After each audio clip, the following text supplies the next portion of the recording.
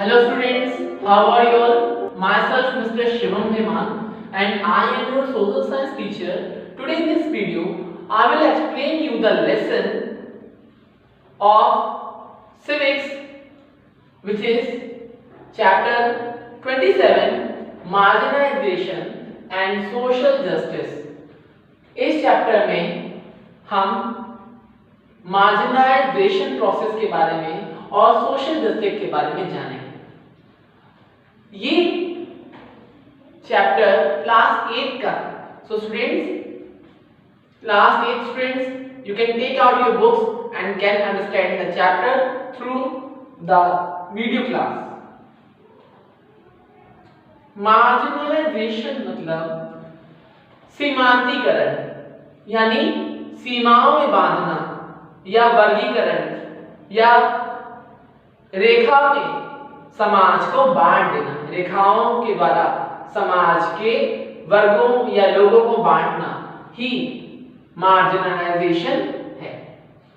और जब हम खुद को ही, हम हैं क्या, ह्यूमन बीइंग्स हैं, and when we human beings discriminate or divide ourselves only into various groups or parts or into division, then this division causes many influences, many discrimination, so that arises many problems for the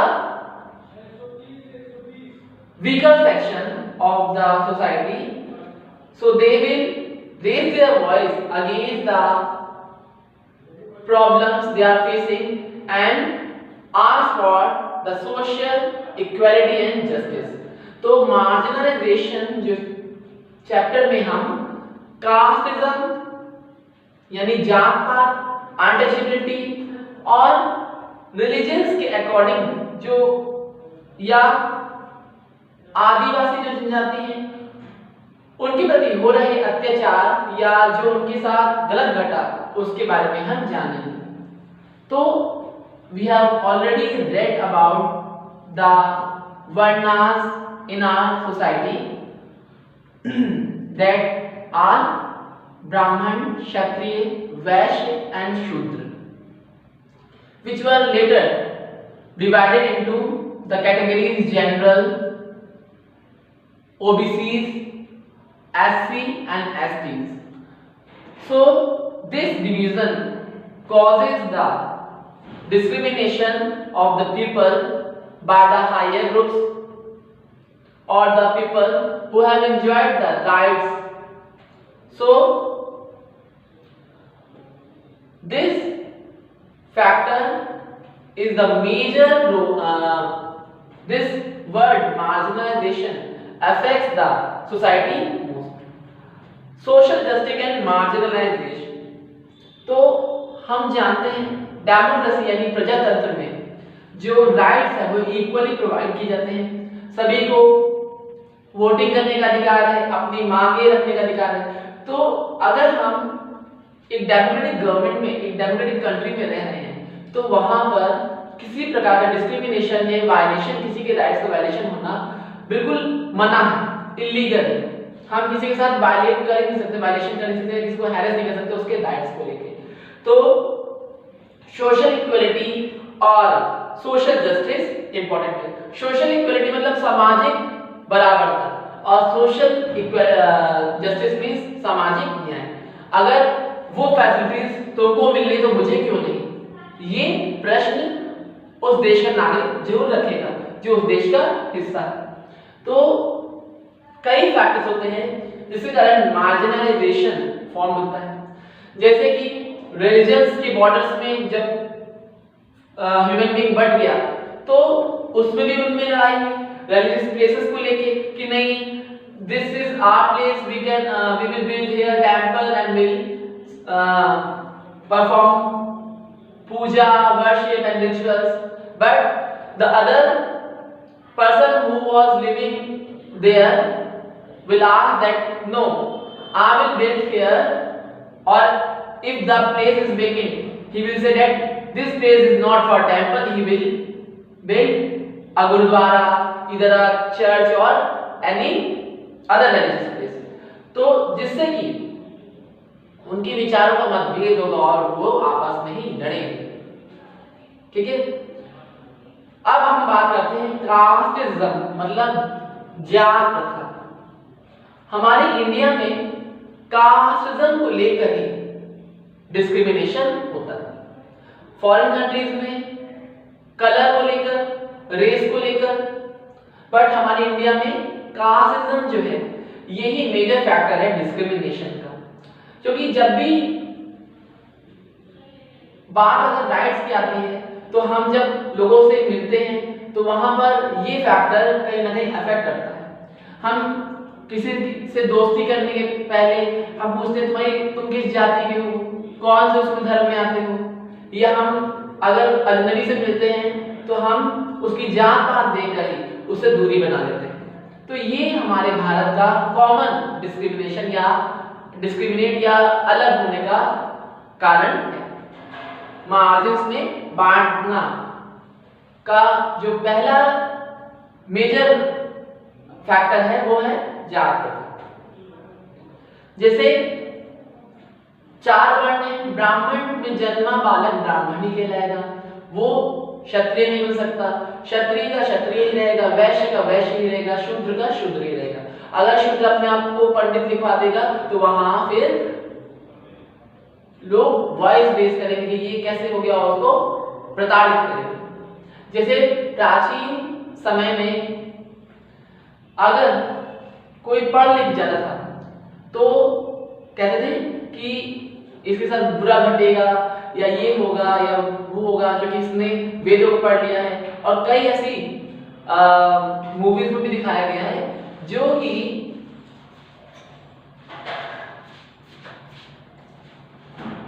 अगर या शूद्र जाति के जो बालक होते थे वो पढ़ और लिख लेते थे तो उनकी जवान काट देती थी, या अगर निचली जात का व्यक्ति पूजा परफॉर्म कर दे या भगवान का नाम ले ले तो उनको बड़े वर्गों के लोगों के द्वारा या वर्ण के द्वारा मारा जाता था या उनको प्रताड़ित, उनके ऊपर डर लग जाता था।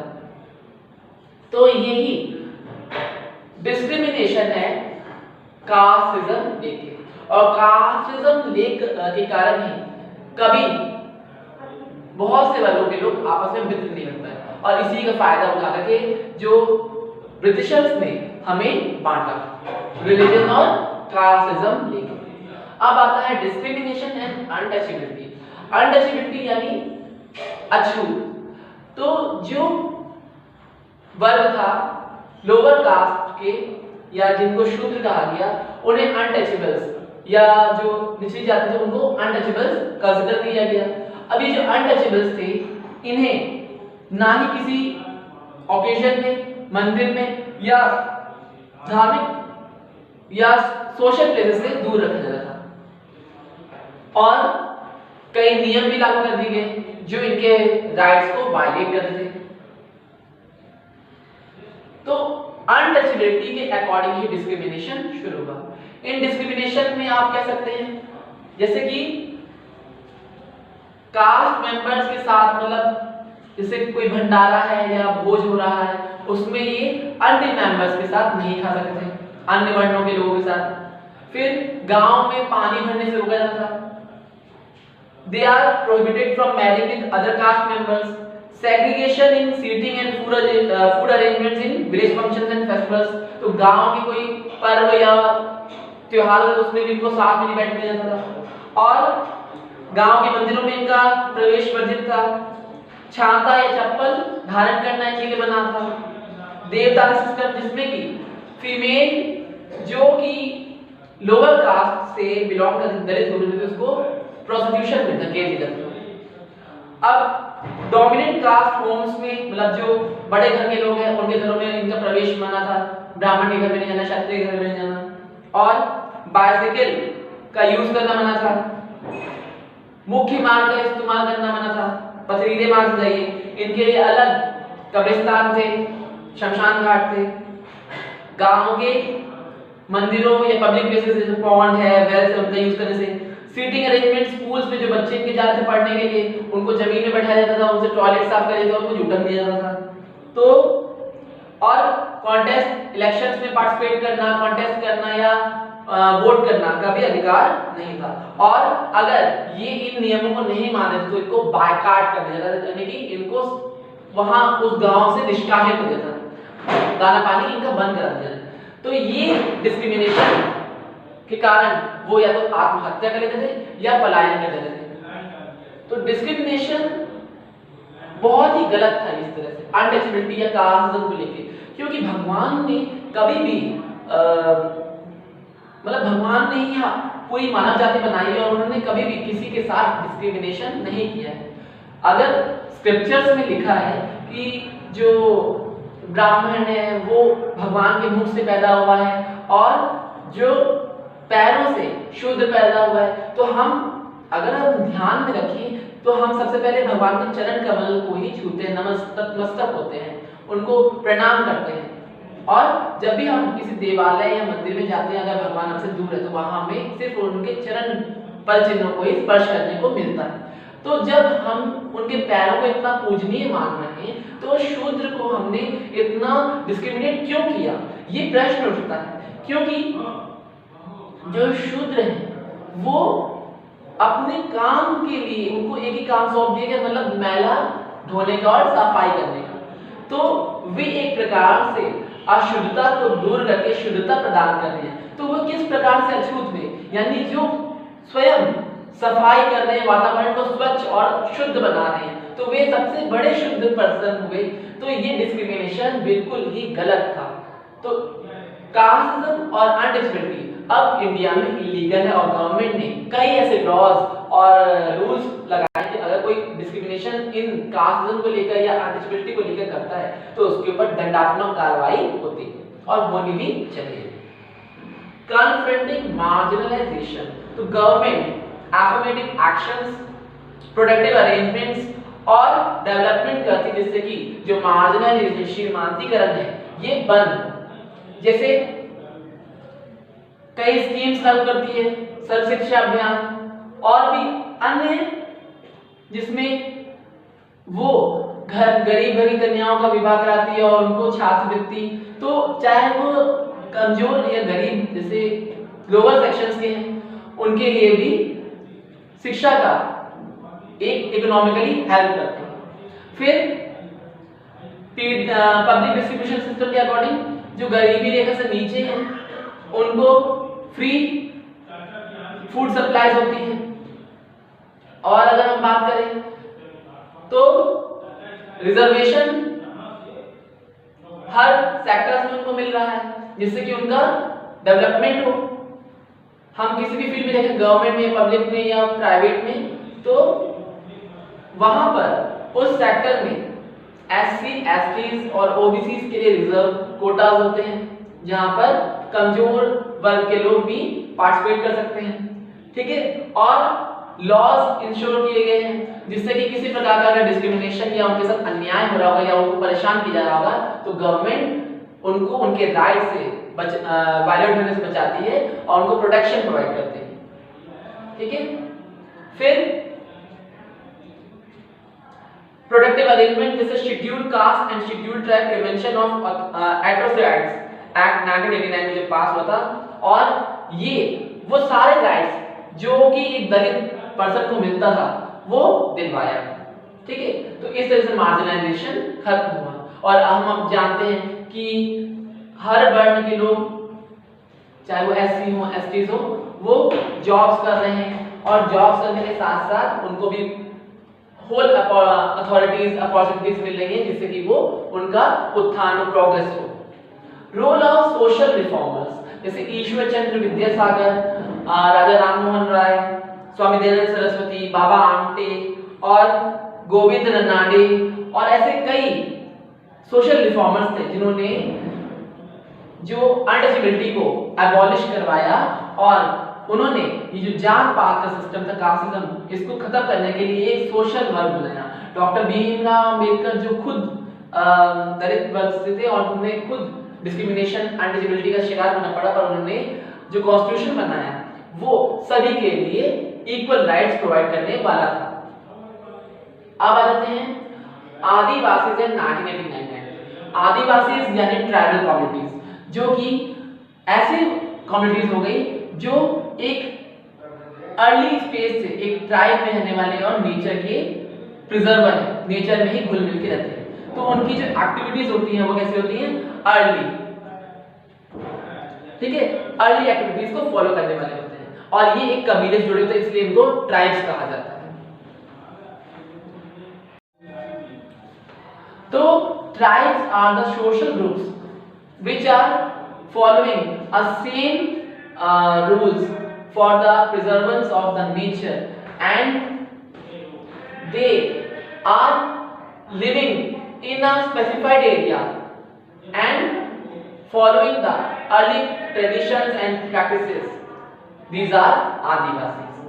तो आदिवासी जो हैं इसमें आगे गोंड, भील, सांथल्स एटसेट्रा, जो अपनी कला को, अपने जो रिचुअल्स है उसको फॉलो करते हैं और प्रिजर्व करते आ रहे हैं। तो इसीलिए इन्हें भी डिस्क्रिमिनेशन का शिकार होना पड़ा, चाहे वो ब्रिटिशर्स के टाइम में कह दीजिए, जब ब्रिटिशर्स इनको इनके लैंड से भगा रहे थे और जब इंडियन गवर्नमेंट आई, तो